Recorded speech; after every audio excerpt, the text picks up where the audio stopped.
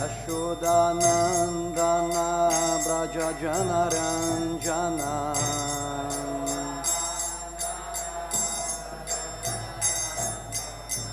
Yashodanandana Braja Janaranjana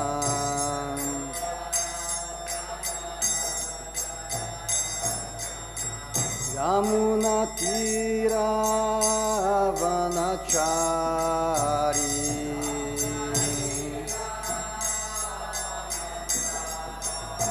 Yamuna Tira Vanachari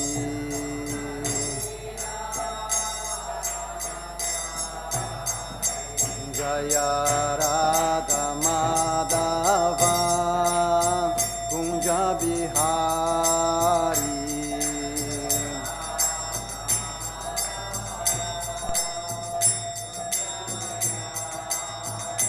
Jaya Radha Madhava Kunja Bihari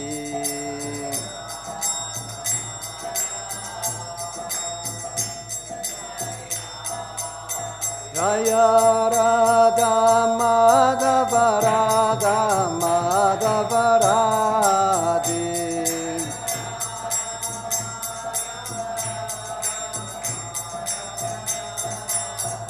Jaya Radha Madhava Radha Madhava Radhe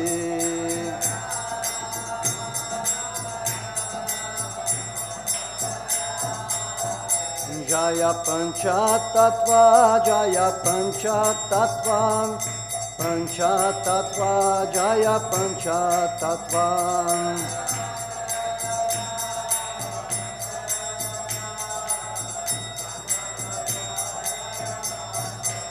Jaya Nrisimhadev Nrisimhadev Nrisimhadev Jaya Nrisimhadev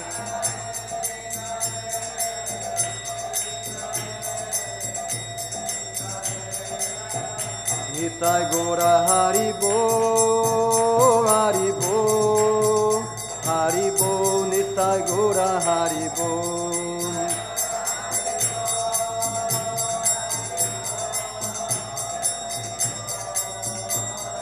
Jaya, Jaya Prabhupada, Prabhupada, Prabhupada, Jaya, Jaya Prabhupada.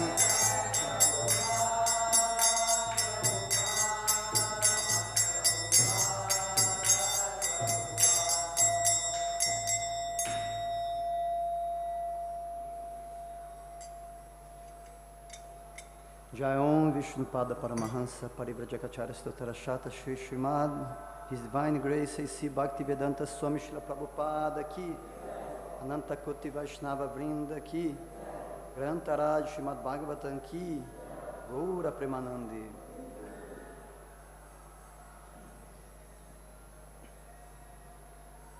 Good morning everyone.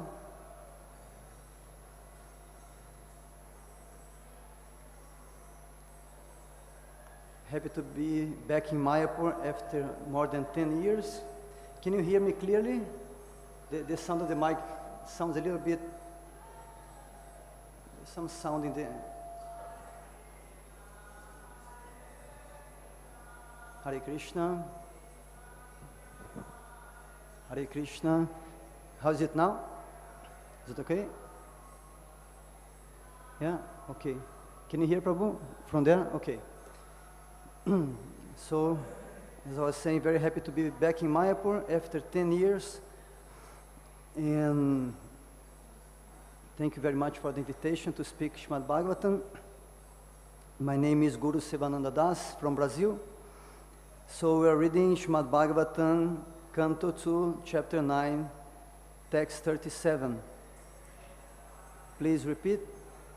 Om Namo Bhagavate Vasudevaya.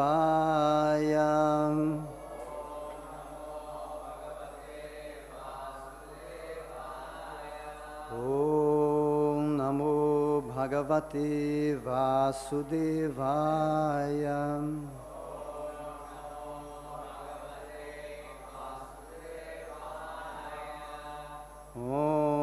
Namo Bhagavate Vasudevaya.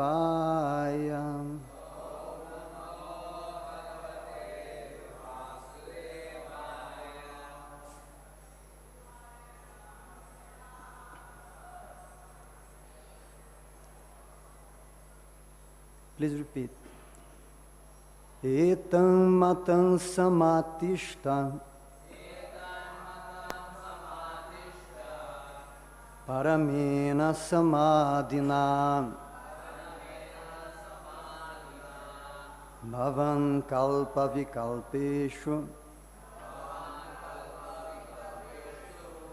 Na vimuhyati karhicit. Etan matam samātiṣṭha. Parameṇa samādhinā. Bhavān kalpa-vikalpeṣu. Na vimuhyati karhicit.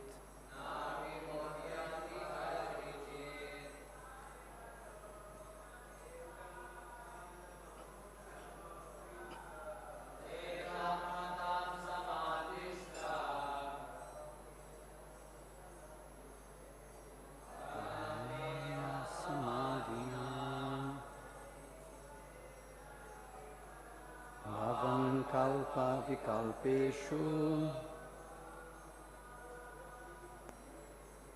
Na vimuhyati karhicit.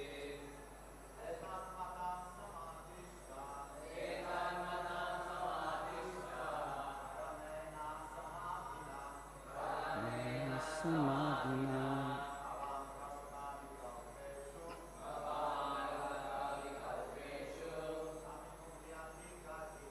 Na vimuhyati karhicit. Etan matam samātiṣṭha. Parameṇa samādhinā.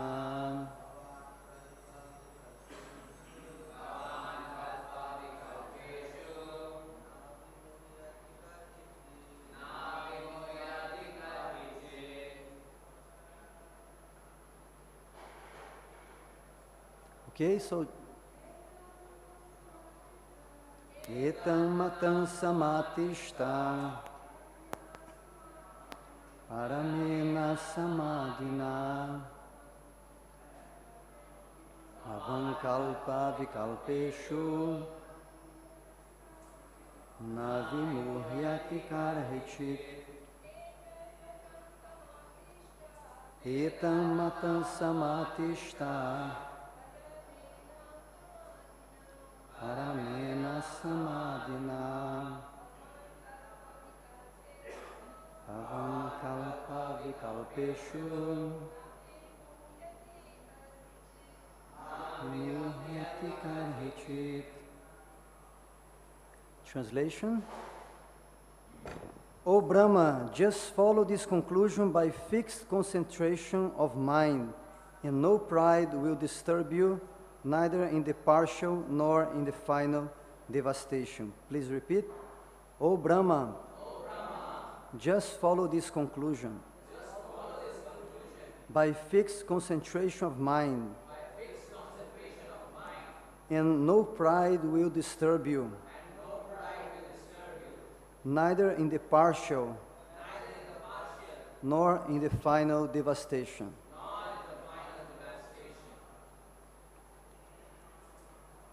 Srila Prabhupada has some 3 pages of purport, making some very important points for those who really want to understand Śrīmad-Bhāgavatam. And so please listen attentively. I will start reading and maybe comment in between as well. Purport. As in the Bhagavad-gītā, 10th chapter, the Personality of Godhead, Lord Krishna has summarized the whole text in 4 verses, namely aham, sarvasya, prabhavaḥ, etc. So the complete Śrīmad-Bhāgavatam has also been summarized in 4 verses, as aham, evāsam, evāgre, etc. Okay, so we have the Chatushloki Bhagavad-gītā, and we have the Chatushloki Bhagavatam. These 4 shlokas and the few that precede, and this one which comes after, they are considered the essence of the philosophy of Śrīmad-Bhāgavatam, summarized by the Lord himself to Lord Brahma. So, Prabhupada is comparing here both of them. Thus, continuing the purport, thus the secret purpose of the most important Bhagavatite conclusion has been explained by the original speaker of the Śrīmad-Bhāgavatam, who was also the original speaker of the Bhagavad-gītā, the Personality of Godhead, Lord Śrī Kṛṣṇa. There are many grammarians and non-devotee material wranglers who have tried to present false interpretations of these 4 verses of the Śrīmad-Bhāgavatam, but the Lord himself advised Brahmaji not to be deviated from the fixed conclusion the Lord had taught him. The Lord was the teacher of the nucleus of Śrīmad-Bhāgavatam in 4 verses, and Brahma was the receiver of the knowledge. Misinterpretation of the word aham by the word jugglery of the impersonalists should not disturb the mind of the strict followers of the Śrīmad-Bhāgavatam. Okay, so here we have the Lord himself, after speaking the 4 shlokas, he's saying, etan, matam, samātiṣṭha. Be fixed in this conclusion. He's telling him not to deviate from that understanding given to him by the Lord, and he's going to explain how to do that. So Prabhupada continues. Śrīmad-Bhāgavatam is the text of the Personality of Godhead and his unalloyed devotees, who are also known as the Bhagavatas. And any outsider should have no access to this confidential literature of devotional service. But unfortunately, the impersonalist who has no relation to the Supreme Personality of Godhead sometimes tries to interpret Śrīmad-Bhāgavatam by his poor fund of knowledge in grammar and dry speculation. Therefore, the Lord warns Brahma, and through Brahma, all future devotees of the Lord, in the disciplic succession of Brahma, that one should never be misled by the conclusion of the so-called grammarians or by other men with a poor fund of knowledge, but must always fix the mind properly via the parameṇa system. No one should try to give a new interpretation by dint of mundane knowledge, and the first step, therefore, in pursuance of the system of knowledge received by Brahma is to approach a bona fide guru who is the representative of the Lord following the parameṇa system. No one should try to squeeze out his own meaning by imperfect mundane knowledge. The gurus or the bona fide spiritual master is competent to teach the disciple in the right path with reference to the context of all authentic Vedic literature. He does not attempt to juggle words to bewilder the student. The bona fide spiritual master, by his personal activities, teaches the disciple the principles of devotional service. Without personal service, one would go on speculating like the impersonalist and dry speculator life after life, and would be unable to reach the final conclusion. Okay, so Prabhupada is pointing out that we should receive this as Lord Brahma has done. He received from the Lord directly, and we can receive from the representatives in parameṇa, from the bona fide spiritual master, who comes in the same disciplic succession. And then another point made here is that we don't understand this knowledge simply by studying it, but by the practice of devotional service. Okay, so these 2 points, Prabhupada will continue. By following the instructions of this bona fide spiritual master in conjunction with the principles of revealed scriptures, the student will rise to the plane of complete knowledge, which will be exhibited by development of detachment from the world of sense gratification. The mundane wranglers are surprised that one can detach himself from the world of sense gratification, and thus any attempt to be fixed in God realization appears to them to be mysticism. This detachment from the sensory world is called the brahma-bhūta stage of realization, the preliminary stage of transcendental devotional life, para-bhakti. The brahma-bhūta stage of life is also known as the atmarama stage, in which one is fully self-satisfied and does not hanker for the world of sense enjoyment. This stage of full satisfaction is the proper situation for understanding the transcendental knowledge of the personality of Godhead. The Śrīmad-Bhāgavatam 1-20 affirms this. Evam prasanna manaso bhagavad bhakti yogataha bhagavat tattva vijnanam mukta sangasya jayate. Thus, in the completely satisfied stage of life exhibited by full detachment from the world of sense enjoyment, as a result of performing devotional service, one can understand the science of God in the liberated stage. So here, Prabhupada is confirming that point. That's not just by the intelligence. The intelligence is unable to grasp the absolute truth, but through the practice of devotional service, the purification that comes, and the purified state of the mind, then one can understand scientifically the absolute truth. Continue, Prabhupada writes, in this stage of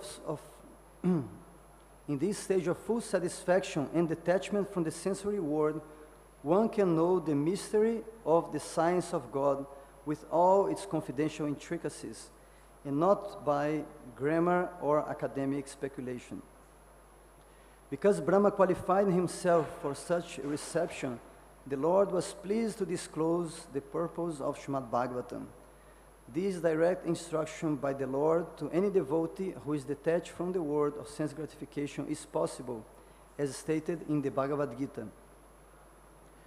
Tesham satata yuktanam bhajatam priti purvakam dadami buddhi yogantam yena mam upayantite. Unto the devotees who are constantly engaged in the Lord's transcendental loving service, priti purvakam, the Lord, out of his causeless mercy upon the devotee, gives direct instructions so that the devotee may make accurate progress on the path returning home back to Godhead. One should not, therefore, try to understand these 4 verses of Śrīmad-Bhāgavatam by mental speculation. Rather, by direct perception of the Supreme Personality of Godhead, one is able to know all about his abode, Vaikuntha, as was seen and experienced by Brahmaji. Such Vaikuntha realization is possible by any devotee of the Lord situated in the transcendental position as a result of devotional service. In the Gopala-tapani Upanishad, Shruti, it is said, Gopa-veshu me purusha purastad avirbabhuva. The Lord appeared before Brahman as a cowboy, that is, as the original personality of Godhead, Lord Śrī Kṛṣṇa, Govinda, who is later described by Brahmaji in his Brahma Samhita. Chintamani prakara sadmasu kalpa-vrikshan laksha vriteshu surabhira vipalayantam lakshmi sahasra shatasam brahmase vyamanam govindam adi purusham tamaham bhajami. Brahmaji desires to worship the original personality of Godhead, Lord Śrī Kṛṣṇa, who resides in the topmost Vaikuntha planet, known as Goloka Vrindavanam, where he is in the habit of keeping Surabhi cows as a cowboy, and where he is served by hundreds and thousands of goddesses of fortune, the gopis, with love and respect. Therefore, Lord Śrī Kṛṣṇa is the original form of the Supreme Lord, Krishnastu Bhagavan Swayam. This is also clear from this instruction. The Supreme Personality of Godhead is Lord Krishna and not directly Narayana or the Purusha avatars. which are subsequent manifestations. Therefore, Śrīmad-Bhāgavatam means consciousness of the Supreme Personality of Godhead, Lord Śrī Kṛṣṇa. And Śrīmad-Bhāgavatam is the sound representation of the Lord as much as the Bhagavad-gītā is. Thus, the conclusion is that Śrīmad-Bhāgavatam is the science of the Lord, in which the Lord and His abode are perfectly realized. Śrīla Prabhupada ki jai.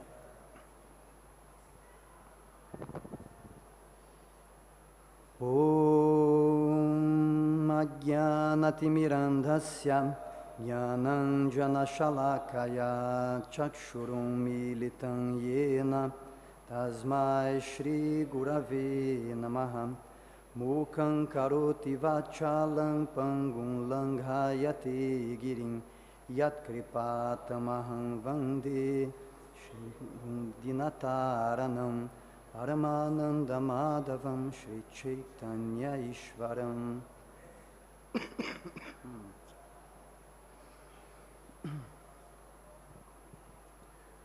Reading once again the translation.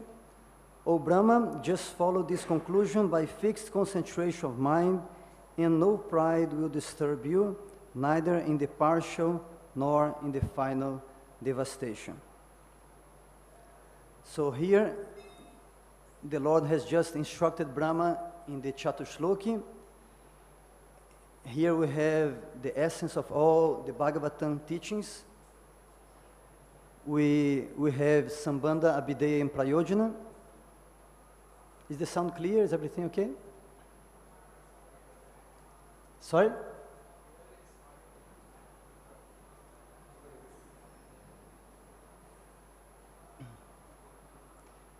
So you can hear there or no? Here, not in the back.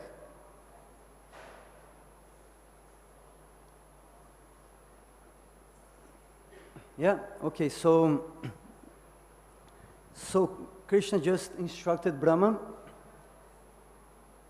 and he's giving this knowledge about Sambandha, Abhideya, Prayojana, helping us to understand who we are, who the Lord is in this world, and how we can be situated.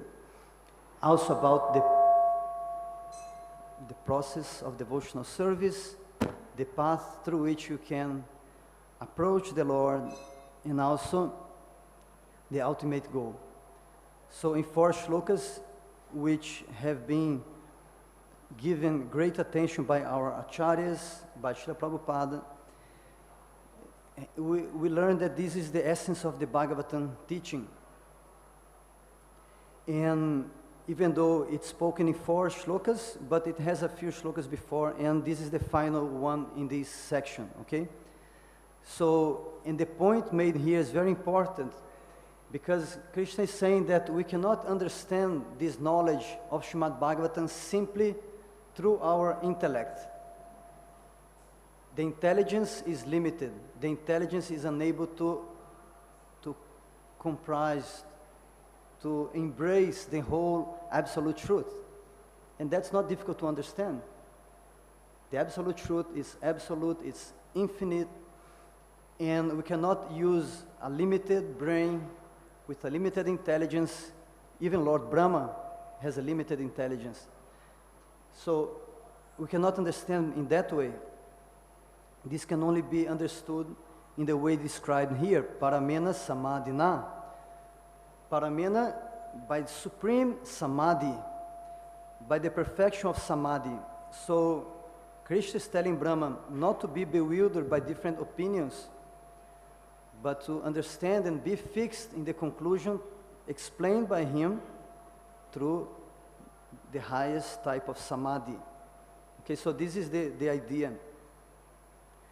And Prabhupada is making 2 points here. One is that some people, even though they're not supposed to be even in touch with the Bhagavatam because they're not related to the Lord, they're not devotees, they try to use their knowledge of Sanskrit and their mental powers to try to interpret these shlokas in different ways and make a jugglery of words, even when Krishna speaks very clearly about ahaṁ, evāsam, evāgre, that he existed since the beginning, and he's always there before anything else is manifest in the creation. But people try to turn things around and try to give interpretations. So Prabhupada is making the point that we should not be disturbed by this kind of interpretation, but we should try to understand this as devotees following the footsteps of Brahma, learning from the parampara and through the practice of devotional service. So we cannot understand intellectually, we have to offer sincere service to Krishna. And that service opens the door. That service is going to prove Krishna that we are actually willing to learn about him, to approach him, to come closer to him. That sincere desire, that burning desire, inspires Krishna to then reveal himself.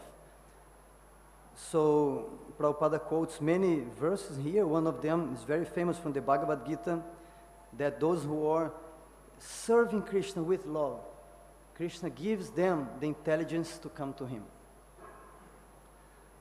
Another shloka from the Śrīmad-Bhāgavatam, from the first canto, second chapter, that only actually is part of a very famous section in the second chapter when Krishna is explaining, actually when Sutta Goswami is explaining the stages of bhakti. Bhakti doesn't happen suddenly, no, it follows some stages from Shraddha to Prema, and that's explained in the second chapter of Śrīmad-Bhāgavatam. So get the association of the devotees, we serve the Vaishnavas, then we develop the desire to hear about Śrīmad-Bhāgavatam. By hearing, you get purified, and so on. And at one stage, no, when the mind has been purified of all this influence of tamoguna, rajoguna, and one is situated in pure goodness, so that is what Prabhupada called here the brahma-bhūta stage, which is also called the Vasudeva stage. It's also described in Śrīmad-Bhāgavatam, Sattvam Vishuddham Vasudeva Shabditam. So when someone comes to that stage, then one can perceive the absolute truth. So it's not something available to the senses, it's not something available to the mind or to the intellect. It's something that the soul can perceive directly through the mercy of the Lord by devotional service. So that's one very important point. Okay, so another point that comes up here is that Lord Brahma, when he was preparing to receive this knowledge, he did something. He was bewildered, he didn't know how to execute his duty, and in his meditation he heard the word tapa repeated twice. So tapa was the instruction given by the Lord to Brahma so that he could prepare himself, purify himself in order to receive this knowledge. And sometimes when we think about tapa, we think about something very stereotyped. We imagine, oh, okay, I'm going to stand on one leg and doing like this, like some yogi. Or we may have different ideas, but it doesn't have to be stereotyped. And we can see in Prabhupada's life, his example, what tapa means. Prabhupada was not doing all these like types of tapasya, but he was giving all his time, all his energy, all his intelligence, all his resources, everything he had, 100% of the time, to spread Krishna consciousness. So that was his austerity. So he wouldn't try to make up austerities or tapasya. He would just do whatever it would be necessary to spread Krishna consciousness, which was the order given to him by his guru.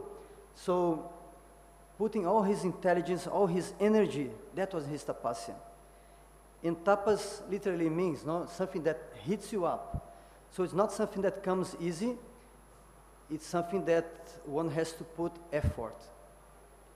And that's the meaning of tapas. Like we are actually endeavoring, we are putting all our energy trying to please Krishna, trying to serve Krishna. And this is highly purifying and prepares us to actually receive transcendental knowledge. So we have a very clear example in Prabhupada and in so many other devotees, and even around us, you can see here in Mayapur, so many devotees who are very seriously trying to do their service and without any other consideration. They're simply fixed up in their service. So this is tapasya, and this prepares us to come closer to Krishna and receive transcendental knowledge. So Krishna says here in this chapter, he said that after Brahma did tapasya and then had the darshan of the spiritual world, Krishna expressed his pleasure with tapas. He says in Shloka 23, O sinless Brahma, you may know from me that it was I who first ordered you to undergo penance when you were perplexed in your duty.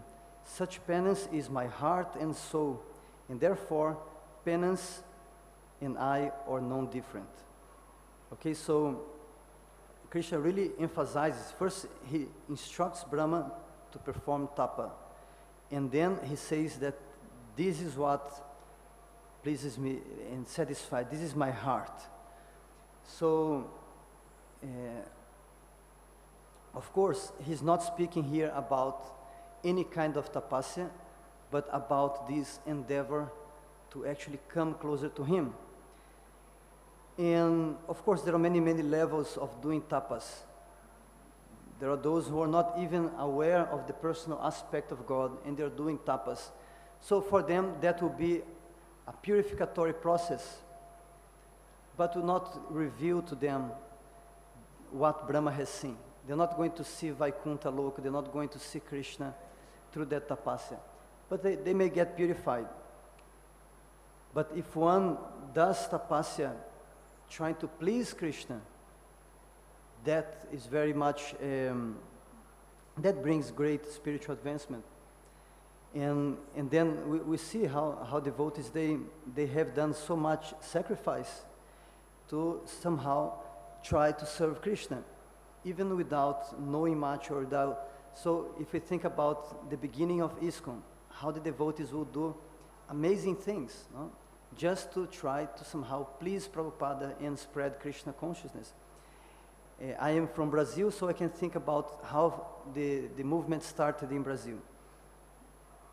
Prabhupada wanted to send someone to Brazil, and he didn't have anybody who would speak Portuguese, and in Brazil people don't speak English. So what did he do? He sent one devotee who didn't speak a word of Portuguese, and he went by himself to Brazil with one copy of the Bhagavad-gītā. That's it. One copy of the Gita. This devotee went to Brazil, came to the airport, and if you don't speak English, or if you don't speak Portuguese in Brazil, you have a very, very hard time. In India, you can go, you can meet many, many people who can speak English. In Europe too, in most parts of the world, you can just get along with English, not in Brazil. So, but this devotee, Krishna gave him the intelligence. And then he decided, okay, let me go to an English school. So he went to an English school, and then he met the teacher and said, I have this Bhagavad-gītā, no, I want to teach this book, I need someone to translate it for me, can you help me? And the teacher was not very much interested, but she said, I have a student who loves India, and he's always studying about yoga, but he didn't come to class today. So I can't tell you where he lives. He lives just nearby. Just go around the corner here, and you can find him. And I think he would like to help you. So this devotee went and knocked the door. The student was at home, skipping English class, because he just had found a Bhagavad-gītā in Brazil, okay, in Portuguese. But it was a very thin edition, without English, without the Sanskrit, without commentaries, just very basic translation of the Bhagavad-gītā in Portuguese. And he was at home because he was reading the Bhagavad-gītā, trying to understand. And then someone knocking the door, and he's upset because, okay, I'm skipping class to read, no, and someone is disturbing. So finally, the insistent guy was there knocking on the door. So he opened the door, and who is there? A brahmachari in saffron clothes, shaved head, with a Bhagavad-gītā in his hand, a big Bhagavad-gītā. And then he, wow, what is that? No? And the person told him, the devotee told him, this is the Bhagavad-gītā, it's translation by my spiritual master, Śrīla Prabhupada. I came to Brazil to teach this book. I can't speak English, I can't speak Portuguese. Could you please help me to translate? And this young man was, wow, I want this book, no? How can I get one? He said, I only have one copy, but let's do one thing. I'll stay here for 1 month. I'll teach this book. You call your friends, you translate the classes. And when I go back to America, you can keep this book with you. So this is how the Hare Krishna movement started in Brazil. And this devotee, like he helped translating, then eventually he became a devotee. He kept teaching the Bhagavad-gītā for a while, but then he realized, I can't do that by myself. So then he wrote to Prabhupada with the address he had in the back of the book. And then the rest is history, like how Prabhupada sent more devotees to Brazil. Eventually, Hridayananda Maharaj went there, spent a lot of time in Brazil, and many more devotees. So anyway, but the willingness of the devotee to go and take the risk of traveling alone with just a book and facing any kind of challenge to spread Krishna consciousness. So, and we have seen that. I'm giving one example that's from my place, but I'm sure you can think about places, like many stories around the world. And I'm speaking about the past, but we can think about devotees who today are doing so much endeavor, who are taking the effort to somehow spread Krishna consciousness. And it's not easy. Every place you have challenges. Kali Yuga is very, very tricky. Like every time there is a new thing, a new challenge, a new distraction. And we just have to keep using all our intelligence, our creativity, to find ways to reach out to people. And we know there are many people out there who are interested in spiritual life, who are actually, some of them are desperate, trying to find answers, trying to find a solution. They see the problems around them, and they don't know the answer. So if we make the effort to go out and give them this knowledge, Krishna becomes very happy. And this is how we get the knowledge. We learn as we try to teach others, as we try to make this knowledge available to others. So at the same time, we're going to have many people out there who are also doing the same kind of work of trying to teach this knowledge, but without taking shelter of the Guru Parampara, without having studied under a bona fide spiritual master. So, again, give an example from Brazil. I was there, and then people are so interested in studying yoga. Many people, millions of people, they want to learn about yoga. And the good thing about Brazil is that people who are interested in yoga in Brazil, they're not just interested in the physical asanas, the postures.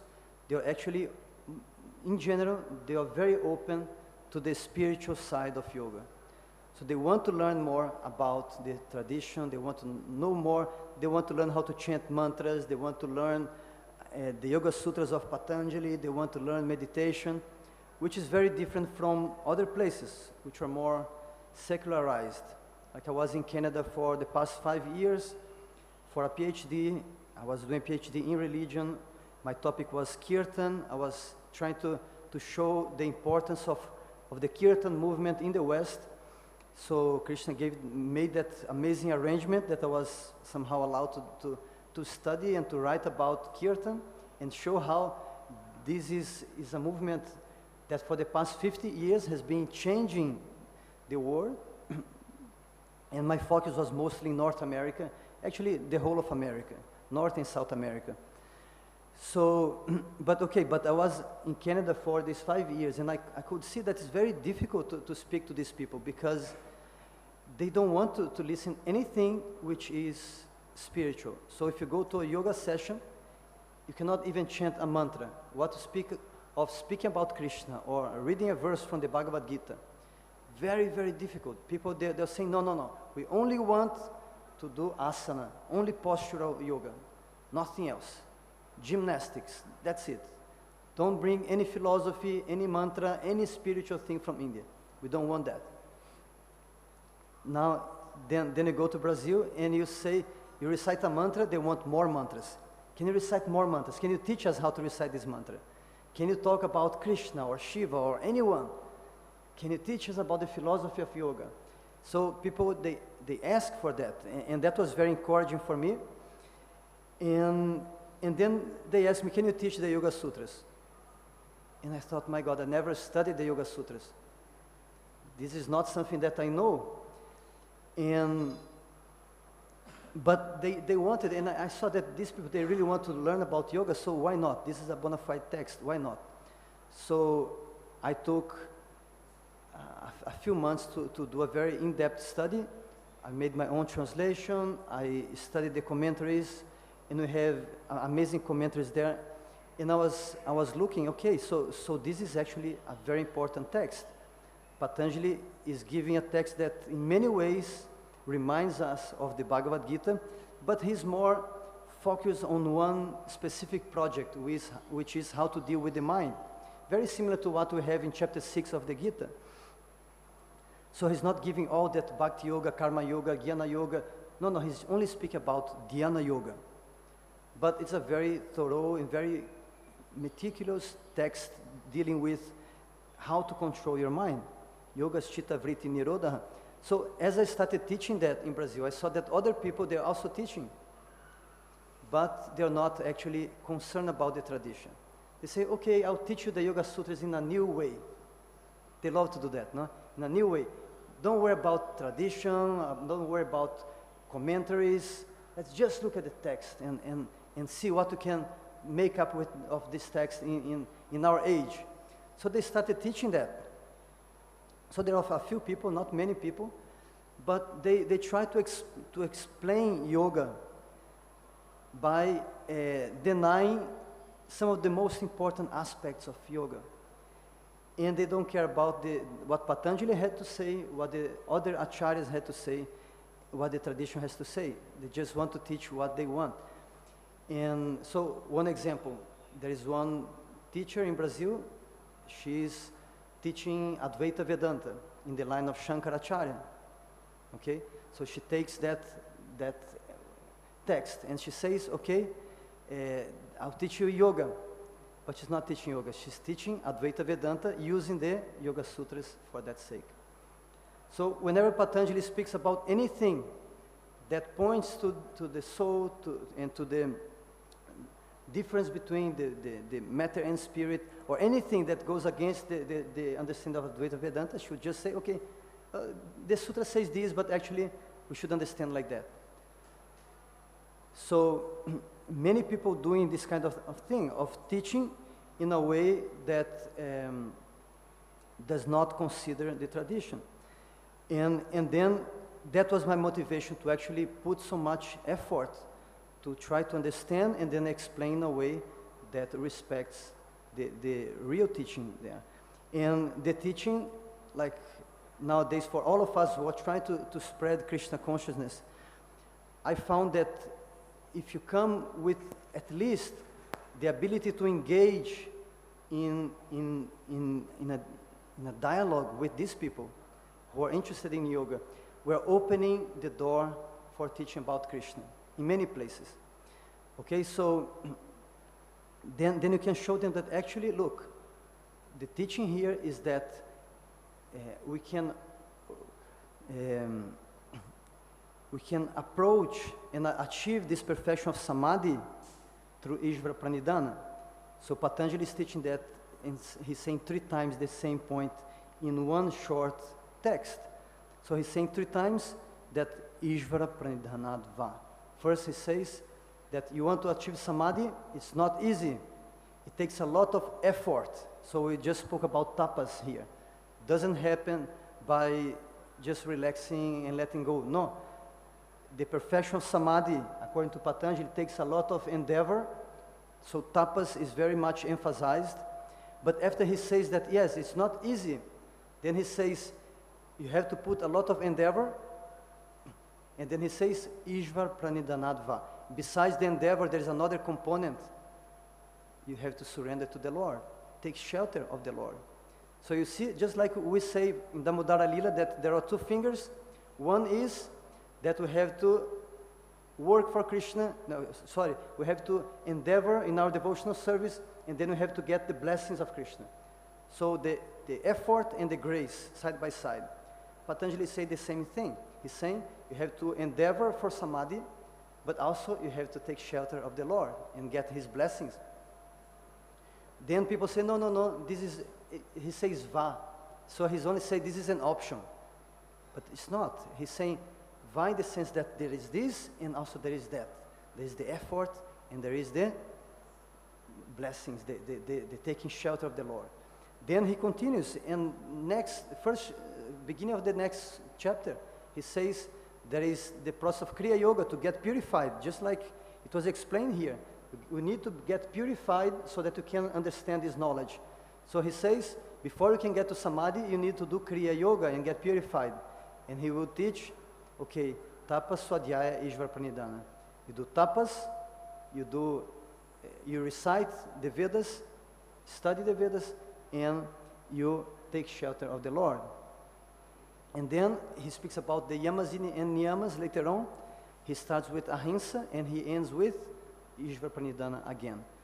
So in this way we see how knowledge and perfection in spiritual life, even if you look at the yoga process given by Patanjali, it's coming through effort and through taking shelter of the Lord. Okay, so it's not an intellectual endeavor.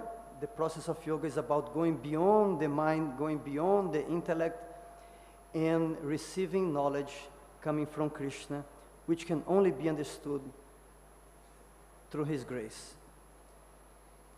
Okay, so I'll stop here, and if anybody wants to make any point or any questions, yes, Prabhu.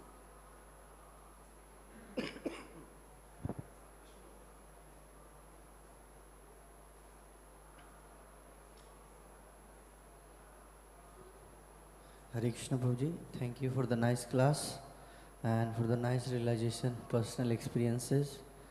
In this verse actually I was trying to understand but could not understand how it is related. Can you explain me regarding, like Lord is saying fixing the mind so that pride will not come, but he explained the 2 instances, like one is like partial and one is final devastation. So how it is related, so I could not understand. Hare Krishna. Okay, thank you, Prabhu.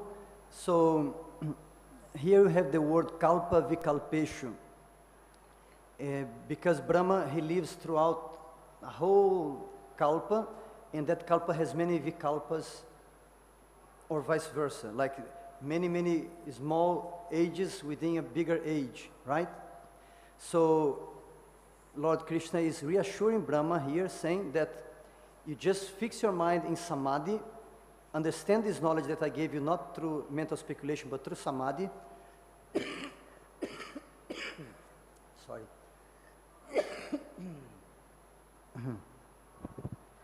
And by doing so, na vimuhyati karhicit, kalpa-vikalpeṣu. You not be bewildered throughout your whole life or even in the smaller devastations. Sorry. Does that make sense? He's saying in your whole life, your life is one big cycle, but has many smaller cycles of small devastations. But you're not going to be bewildered even through all these cycles. Manifestation will come, devastation will come again and again throughout the 100 years of Brahma. But he'll not get bewildered.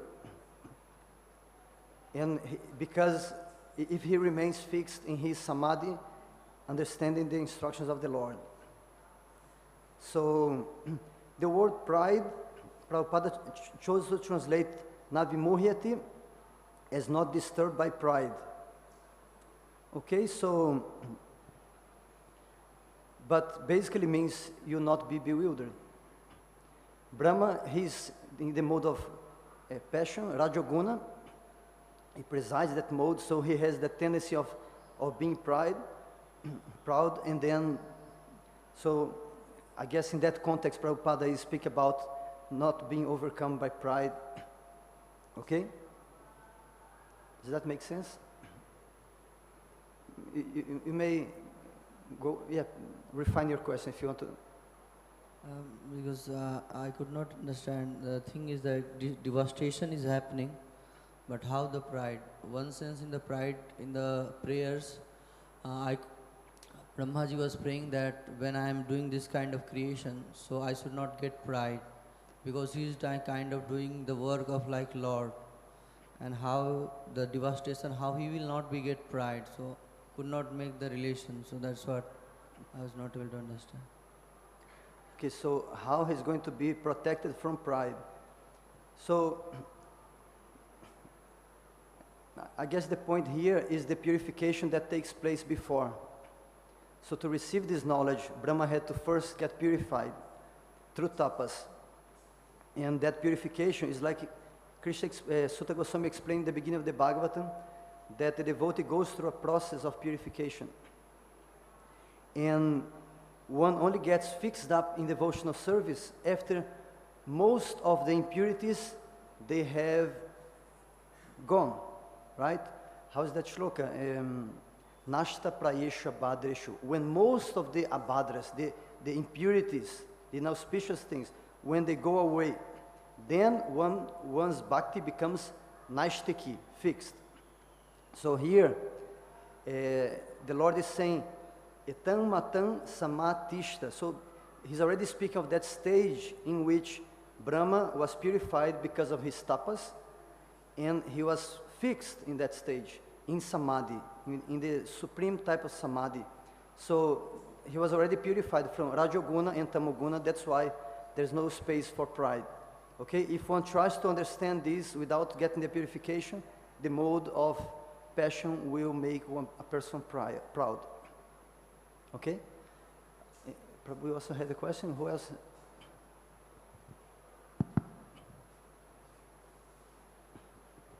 Thank you, Prabhu, for this very nice class. And you're explaining about all the different yoga studios and what they're doing. So my question is about these people who are trying to link to the divine, because yoga itself means divine, but they are putting restrictions. Don't tell us about spiritual aspect, don't tell us about mantras. And this is going on in many yoga studios. So how, as devotees, we feel compassion for all these struggling souls. So how we can try to somehow connect them to bhakti, if you can share some insight. Thank you. Very good question, Mataji, thank you. So I think the starting point is not to put these people down, saying that, oh, these people are too much into the bodily platform, and they are not, because doing that, we're just putting them down and disconnecting them. So, but to see that there are people who are not interested, so that's another case. But there are many people who are interested and who want to learn more, but they simply don't know. So, many of them, yes, they'll be in the bodily platform, but from that point they can practice yoga all the way up to bhakti yoga and to love of God. And not only they are, I think many of us, even including myself, we are still in the bodily platform. The thing is, from wherever we are, we can always make progress and learn and grow and come closer to Krishna. So the challenge for us as devotees is to try to see where the person is and help them to give the next step. So if they are interested in asana, great. So let's do asana. And let's also learn that there is something more beyond that. So give them a little bit more. So yes, come and do asana and learn to chant a mantra, or learn how to do pranayama or meditation, and bring them step by step closer to Krishna. And another way that we can do is to learn about yoga ourselves. So by studying about Patanjali, I could see that he was most probably a great Vaishnava. Just look at the iconography. Patanjali is identified as who? As Anantashish. So if he was not a Vaishnava, why wouldn't he be identified with Anantashish, right? So, and throughout his texts, his teachings, it seems to be actually a Vaishnava type of yoga, in which he didn't want to just limit it to Vaishnava. He wrote in a way that anyone can practice. But we can see that the process is suitable for Vaishnavas, and we have Vaishnava commentaries on the Yoga Sutras and so on. So, in other words, like, we can try to get acquainted with knowledge about yoga, show to the people who are interested in yoga that we know about that we can help them to understand yoga in a deeper manner, and in that way, we bring these people closer to Krishna. So there are many, many people who are open to that, who are actually searching and hankering for more information, but it's not easily found, because many times the devotees do not make that easily available, right? They'll not go and teach so openly, these people. So we can make ourselves more available, I think. Okay? Thank you.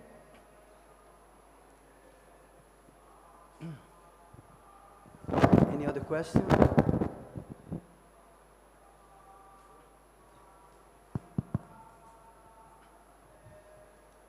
Hare Krishna, Prabhuji, thank you so much. You mentioned as we teach a subject, we gain realization of that subject. In your opinion, are there parameters within the context of what we should or should not teach in order to gain realization as we progress? Because we cannot really suddenly... Can you repeat the last sentence? Should there be parameters, boundaries, as to what we should or should not teach as to gain realization in that particular field? Okay, so as we teach something, the more we teach something, the more we get that knowledge. So should we be putting boundaries, parameters around what we teach, because we're going to develop that knowledge? So knowledge is a very interesting thing, no? Because contrary to material things, the more you give, the more you have. If you have many, many rupees, you have 100 rupees and you start distributing one by one, in the end you have 0. But if you know something and you teach 100 people, you know that so much more. You get so much more realization. So we should teach that those things that we are interested in learning more. I remember Burijana Prabhu when he was teaching us Bhakti Shastri and then Bhakti Vaibhava, and he would say that he would often create new courses and workshops based on what he wanted to learn and perfect. Once he gave a japa workshop, and he said, I'm teaching this not because I'm perfect in my japa, but because I want to perfect my japa. Okay, so like that, and he would always encourage us to teach others. He himself heard from Prabhupada that you should learn and teach others. And once when he was teaching the Bhakti Vaibhava course in Mayapur, in Vrindavan, took many, many years. I was in that first batch. And then he was at one point thinking, maybe I will stop, because it was like a long process. For 6 years, I think we went studying the Bhagavatam, and then he was planning if he should or not do the Bhakti Vedanta after that. So he came back in the end of the vacation period after we finished the Bhakti Vaibhava, and he asked each one of us, what have you been doing? And all the students, they had been teaching and preaching somewhere in the world. So after that, he said, actually, you convinced me to keep going, because I was thinking maybe I should just retire now. But I see that all of you, you're not just studying with me, whatever you're learning, you're spreading that, you're teaching to others. So I'm so encouraged, I will keep going. So like that, we should try to take those things we want to learn and teach more. And so maybe your question is, should we go and study yoga? If we want to learn about Bhakti Yoga, why should we study Ashtanga Yoga or Patanjali Yoga? And in my case, what happened is that, as I said, I realized that in my place in Brazil, there are so many people who are super open to learn about Krishna and spirituality through yoga. So what I did is that I created one app, okay? I was saying how we have to be very creative in Kali Yuga, because it's getting harder and harder to do our job as devotees. So I created one app, and that app teaches yoga. It's called Yoga Culture. It's not an advertisement because it's all in Portuguese, so for you guys, you cannot make much use of that. But you download the app, Yoga Culture, the first thing you have, Hatha Yoga. And my wife teaches Hatha Yoga sequences there, live classes, record classes. But as soon as the person scrolls the screen a little bit, next is mantras.